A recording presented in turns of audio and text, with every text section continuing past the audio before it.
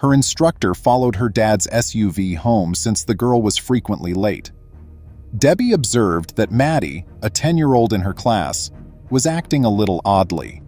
When Debbie sensed that something was off, she rose from her seat at the front of the room and approached Maddie to find out what was happening.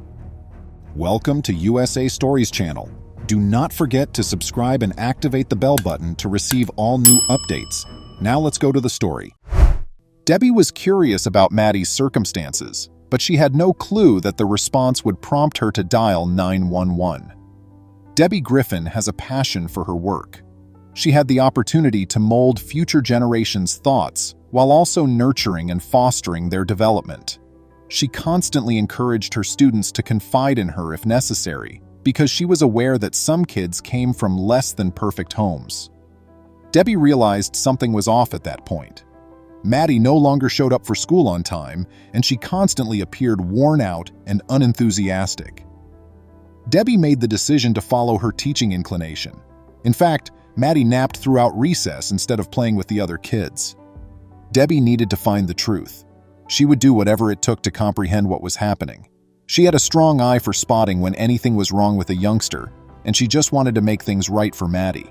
Maddie was seated by Debbie, who urged her to talk. After some conversation, Debbie came to the conclusion that the issue began at home. Debbie just knew that Maddie lived with her father and that they had recently relocated to Lakewood, but she didn't know much about Maddie's personal life because she was a relatively new student. There was nothing else that anyone knew. However, when Maddie began arriving late for school and entering with her father James, something had undoubtedly been wrong. Although Debbie didn't want to become overly engaged in Maddie's private life, she used her 10 years of experience in similar circumstances to see that something wasn't right. Debbie was aware that if she didn't intervene, Maddie's mother's lack of involvement and her habit of arriving late and exhausted may make matters worse. She felt compelled to take action. Debbie saw that Maddie was usually being escorted in by her father on another day when she arrived late. Maddie appeared to be carrying more than she was revealing, as seen by the constant bags beneath her eyes. Debbie realized it was time to take charge. She picked up her phone and dialed 911. What came next would astonish James Schweikart. After James dropped Maddie off, the cops made the decision to follow him home. As he climbed into his SUV and drove away, they could tell who he was by his shabby appearance. What the cops discovered was unexpected. When they reached his place, they surrounded him and demanded that he exit his car. The 41-year-old guy was encircled by cops who assured him they were only attempting to assist. They requested that he go out once more, but he refused. James had been having a typical day until now. He'd dropped his kid off at school, but as he got into his SUV, he spotted officers encircling him. When the cops dragged James from the automobile, he seemed to be a deer in headlights. Unfazed, Officer Butler carried on with his work. Bags, crates, and everything else James could fit into the ancient SUV filled every available space. The fact that James and Maddie had been homeless for 2 years and that their SUV served as their home caught Officer Butler off guard. In James's experience, the police showed little concern or assistance for individuals such as himself. James had no choice but to leave Oklahoma since it was no longer a secure place for them to reside.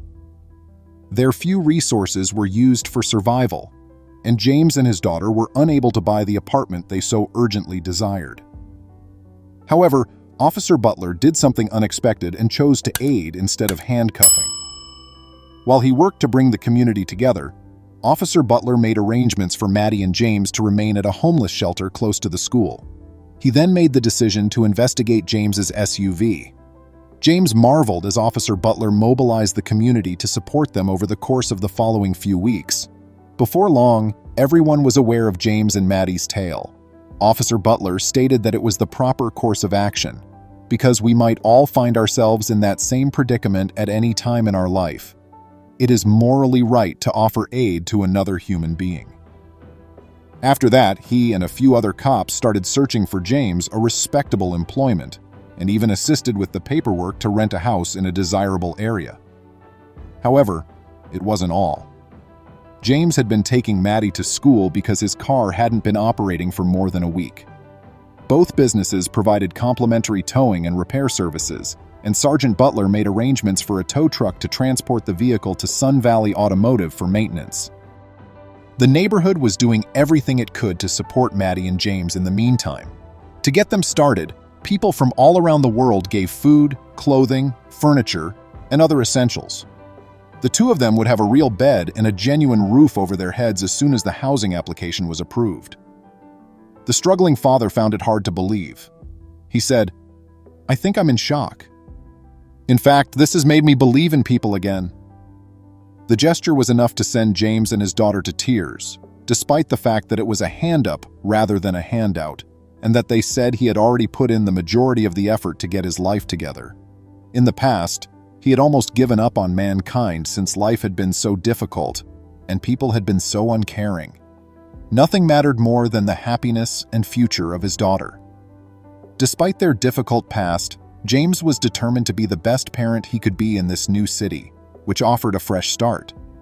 Would the amazing generosity of strangers be sufficient to give them a fresh start at last? While they awaited the processing of James's home application, Sergeant Dave Hoover and his family had been storing the donated things in their garage. It's up to him now. This serves as his starting point, and he will be waiting for his daughter to return home from school by himself as we exit this apartment. Sergeant Dave Hoover stated in an interview that he has to start from there. He's going to start on this path. "Being a part of the community is crucial," he continued. "I'm in awe of how fast we've accomplished this. I've always been trained to always provide assistance rather than a handout. Everyone wants to assist, and James has put forth a lot of effort to bring himself together." In 2 weeks, James had gotten 5 job offers. The housing application was approved, and Maddie and James would now have a secure place to live. "Washer, dryer, dishwasher, microwave. I'm so happy," James stated. "I have never had a better apartment than this one.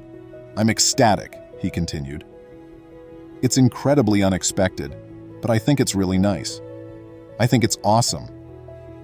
Not only that, but James and his daughter had something they didn't believe was possible: a home, a supportive community, caring leaders, and the assistance that would allow them to finally enjoy the future they had always imagined. None of it would have occurred if it weren't for one instructor with a kind heart. Please remember to subscribe to our channel, give us a thumbs up, and turn on the notification bell so you won't miss any of our videos. If you enjoyed the tale, the next video that plays on your screen will probably move you too.